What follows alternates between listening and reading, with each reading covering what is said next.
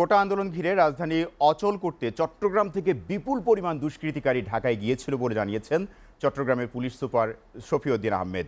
জেলা জুড়ে আইনশৃঙ্খলা পরিস্থিতি পর্যবেক্ষণ ও থানা পরিদর্শন শেষে তিনি আরও জানান, গত ৫ দিনে চট্টগ্রামের ১৭টি থানায় অভিযান চালিয়ে ৩ শতাধিক নাশকতাকারীকে গ্রেপ্তার করা হয়েছে, যাদের অধিকাংশের বিরুদ্ধেই ২০১৩-১৪ সালে রাজনৈতিক কর্মসূচিতে নাশকতার অভিযোগে মামলা রয়েছে।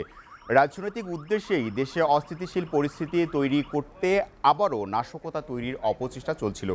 গোয়েন্দা তথ্যের ভিত্তিতে আইনশৃঙ্খলা বাহিনী চট্টগ্রাম জুড়ে তৎপর হলে রাজধানী ঢাকাকে টার্গেট করে দুর্বৃত্তরা, কিন্তু আইনশৃঙ্খলা বাহিনীর সদস্যদের তৎপরতায় পরিস্থিতি এখন নিয়ন্ত্রণে।